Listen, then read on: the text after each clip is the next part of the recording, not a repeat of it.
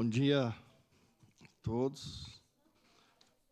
Primeiro vereador inscrito no pequeno expediente, vereador Alberto Meneguzzi. Ausente, prejudicado. Clóvis Xuxa.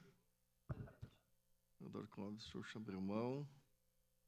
Vereador Scalco abriu mão. Vereadora Rose.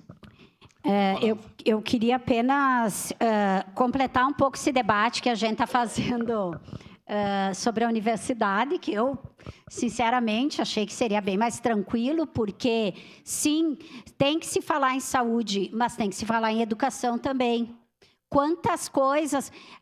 um pouquinho antes eu tinha contado a história do Mário Verlang, que o desejo dele era se formar numa universidade, né, que saiu lá do interior de Santa Catarina há algum tempo, né, uma cidade bastante pequena, e veio para cá, e hoje o que foi possível, né, construir uma empresa que dá muito, inclusive ajuda muito a economia de Caxias.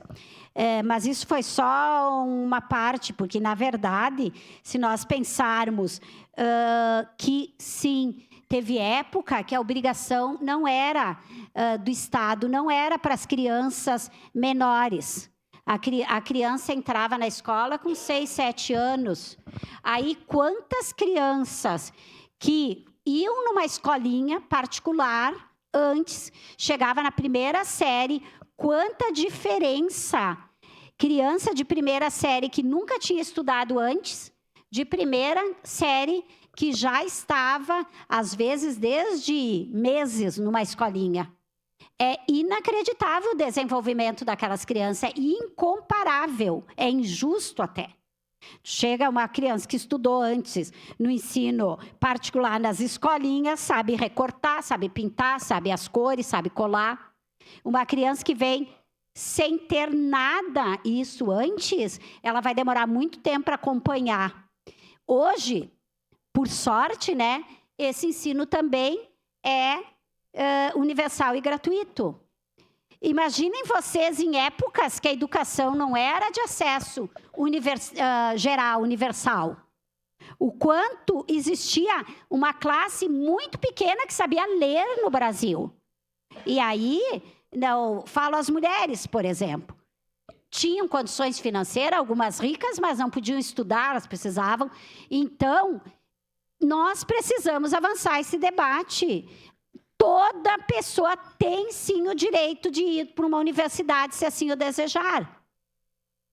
E isto tem que ser oferecido pelo poder público. Agora, se o governo federal vai propor ou não, bom, isso tudo é um debate. O próprio Mandela dizia, e eu acredito que isso se equipara para todo dirigente, quem está lá, olha, me peçam.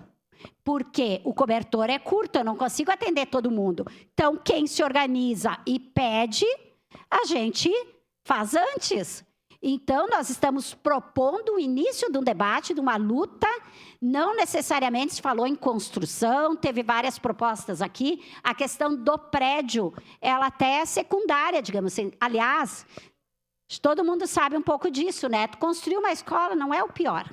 Tu constrói uma UBS. O pior é manter financeiramente uma série de coisas. Então, o importante é isso, nós queremos fazer essa luta, iniciar esse debate. Acho importante que se vá nas câmaras dos municípios vizinhos, e sim, será uma nova frente, porque a frente que existia aqui, pelo que eu vi ali, é da região da Serra. Esse objetivo é que a gente consiga expandir um pouco mais, pegando inclusive o campus de cima da Serra, que é uma região muito pobre aqui e que também merece ter acesso a algum estudo público e gratuito.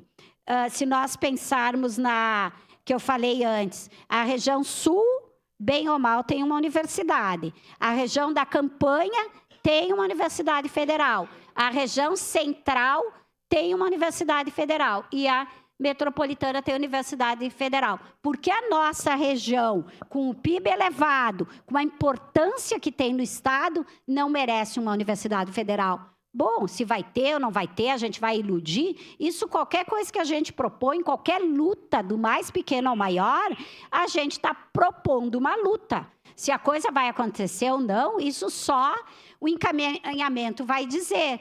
Não é uma ilusão, porque ninguém vai sair dizendo que está garantida uma universidade federal aqui na região. Vai ser uma luta que, se tiver, pode ser que venha. Agora, se não tiver essa luta, com certeza não vai vir.